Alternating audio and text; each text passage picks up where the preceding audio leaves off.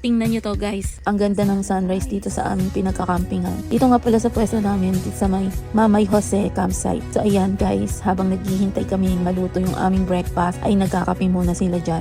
At ipine-prepare naman namin yung sinaing, yung tortang talong, daing na bangus, at saka pritong itlog. So ayan guys, habang hinihintay namin yan, ay nagmumuni-muni kami dyan dahil ang ganda talaga pagmasdan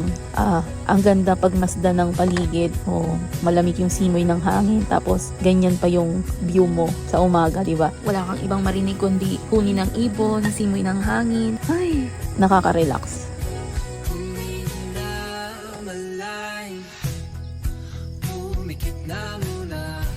Tortang longta.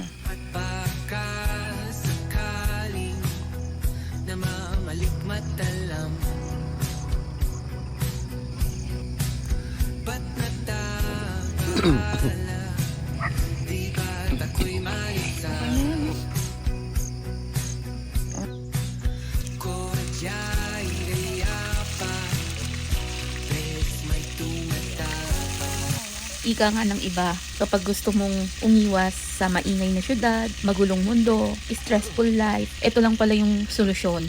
Yung lumayo ka, magpakalayo-layo ka, yan, malaya mong gawin yung gusto mo, dito ka sa tahimik na lugar, nakaka-relax. Well, pag uwi mo, andyan pa rin naman yung problema, andyan pa rin yung stressful life, pero ang mahalaga, nakapag-relax ka at nakapag-unwind ka na, nakagala ka pa, o diba? Nag-ala chef cook pa nga pala yung isang tao dyan, no? Nag-cooking show. Wow!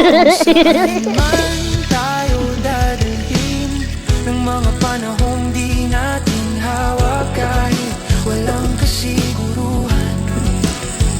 Basta't sabay natin haharapin kung ang bukas ay magbago at ang landas ay mag-iba. Almusal. So ayun nga guys, no, pagkatapos namin magluto ng food ay kumain na rin kami. So ayan guys, kung mahilig kayo sa mga nature trip na ganito, alam niyo na yung feeling. Ang sarap, 'di ba? Dati hindi naman namin ginagawa 'to pero simula nung nasimulan namin, parang gusto namin ulit-ulitin. So ayan, kada magkakaroon kami ng time at saka extra money, paplano kami mag camping. So ayan guys, hindi naman mahalaga kung anong dala nyo, kung anong babaunin yung pagkain. Parang dadalhin nyo na lang dito yung kakainin nyo sa araw na yun. So ayun guys, pagsalu-saluhan nyo lang yun. Then, ayun, mag-enjoy lang kayo. Enjoy nyo lang yung bawat sandali na nagka-camping kayo. Yun lang naman yung mahalaga dun. Kung wala nga lang kami mga trabaho at mga obligasyon araw-araw mag-e-extend pa sana kami. Wow! Dito ko na lang tatapusin ang aking video. Salamat sa panonood guys. Sana nag-enjoy kayo.